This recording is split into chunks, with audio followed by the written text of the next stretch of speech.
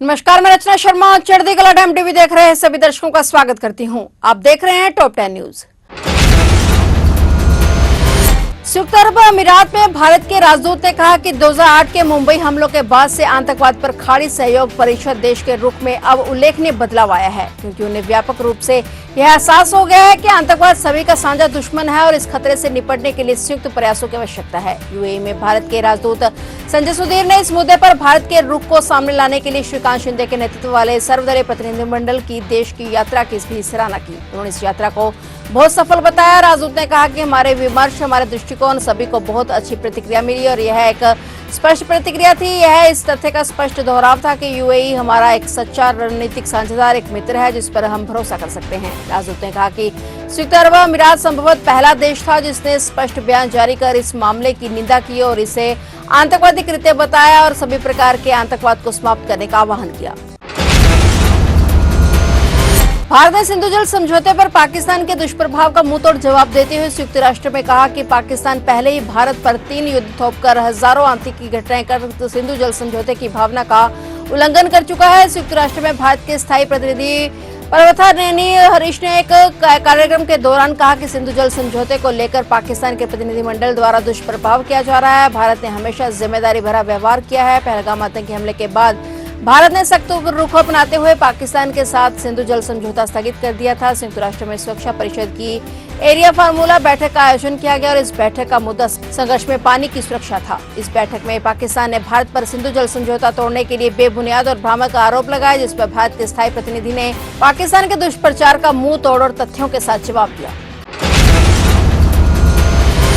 प्रधानमंत्री नरेंद्र मोदी की अध्यक्षता में नीति आयोग की 10वीं गवर्निंग काउंसिल की बैठक आज शनिवार को हुई। नई दिल्ली में गवर्निंग काउंसिल की बैठक का विषय विकसित राज्य के लिए विकसित भारत 2047 था। बैठक में प्रधानमंत्री मोदी ने कहा कि हमें विकास की गति बढ़ानी होगी। अगर केंद्र और सभी राज्य एक साथ आए और टीम इंडिया की तरह मिलकर काम करें तो कोई भी लक्ष्य असंभव नहीं है। प्रधानमंत्री मोदी ने कहा कि विकसित भारत हर भारतीय का लक्ष्य है। जब हर राज्य विकसित होगा तो भारत विकसित होगा। यह 140 करोड़ नागरिकों की आकांक्षा है। और पीएम मोदी ने यह भी कहा कि हमें अपने कार्यबल में महिलाओं को शामिल करने की दिशा में काम करना चाहिए। हमें ऐसे कानून और नीतियां बनानी चाहिए जिससे उन्हें कार्यबल में सम्मान पूर्वक शामिल किया जा सके। नीति आयोग की सर्वोच्च संस्था परिषद में सभी राज्यों के मुख्यमंत्री, केंद्र शासित प्रदेशों के उपराज्यपाल और कई केंद्रीय मंत्री शामिल हुए। ऑपरेशन सिंदूर के बाद प्रधानमंत्री की सभी राज्यों के मुख्यमंत्रियों, केंद्र शासित प्रदेशों के उपराज्यपालों के साथ यह पहली बड़ी बैठक है।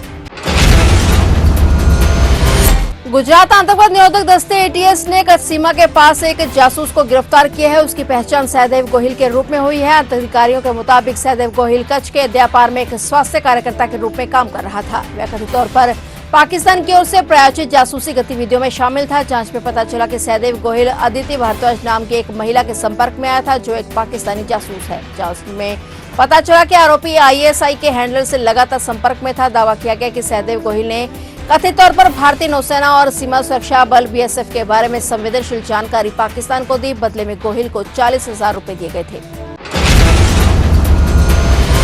राहुल गांधी ने पुंछ दौरे के दौरान गुरुद्वारा सिंह सभा में शिरकत की और शहीद अमरीक सिंह और अमरजीत सिंह के परिवारजनों, विशेष रूप से बच्चों से भी मुलाकात की। इसके बाद वह पुंछ से जम्मू के लिए रवाना हो गए। लोकसभा में विपक्ष के नेता और कांग्रेस सांसद राहुल गांधी ने पुंछ में एक स्कूल का दौरा किया और पाकिस्तान की सीमा पार से हो रही गोलीबारी से प्रभावित छात्रों से बातचीत की। उन्होंने कहा कि आपने खतरा और थोड़ी भयावह स्थिति देखी है, लेकिन चिंता ना करें, सब कुछ सामान्य हो जाएगा और इस समस्या से निपटने का आपका तरीका यह होना चाहिए कि आप खूब पढ़ाई करें और खूब खेलें, स्कूल में ढेर सारे दोस्त बनाएं। कांग्रेस सांसद राहुल गांधी ने पुंछ में पाकिस्तान की ओर से सीमा पार से की गई गोलीबारी से प्रभावित नागरिक इलाकों का दौरा किया।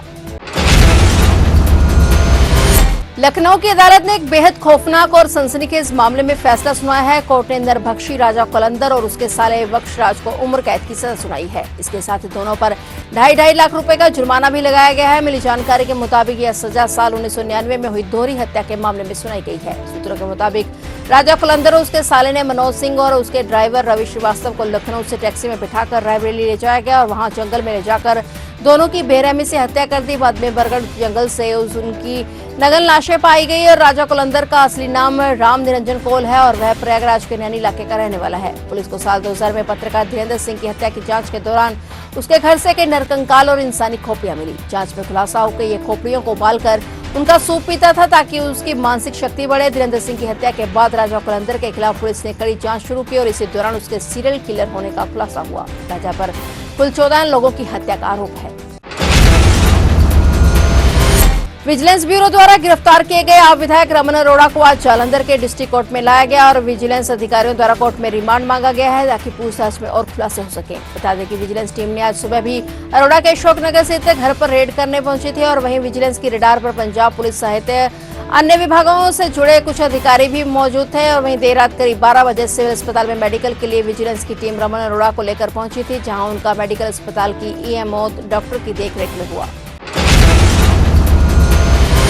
उत्तर प्रदेश के मुख्यमंत्री योगी आदित्यनाथ ने कहा कि अयोध्या धाम में श्री हनुमानगढ़ी एक ऐसी विरासत है जिसमें योद्धा भाव के साथ स्वयं को सनातन धर्म की रक्षा के लिए तत्पर किया जाए। नए भारत में यह योद्धा भाव बौद्धा के रूप में काम सबके सामने आया है। जब इस श्री हनुमत कथा मंडपम के भव्य स्वरूप को हम देख रहे हैं, हनुमानगढ़ी अब भक्ति और शक्ति के साथ साथ बुद्धि और युद्धि का भी संगम बन गया है। मुख्यमंत्री ने कहा कि हमारा अस्तित्व देश और सनातन धर्म के कारण है और हम सब कुछ स्वीकार कर सकते हैं, लेकिन अपने देश और धर्म के खिलाफ कुछ भी स्वीकार नहीं करेंगे। ये हमारा संकल्प होना चाहिए। पूज्य संतों के आश्रम, मठ मंदिर, पूज्य संतजन सनातन धर्म के स्तंभ और आधार हैं, इनका सम्मान किया जाना चाहिए। इनकी गरिमा और गौरव के विरुद्ध कोई भी आचरण स्वीकार नहीं किया जा सकता। इसलिए डबल इंजन सरकार देश में विकास को विरासत के साथ जोड़कर काम कर रही है।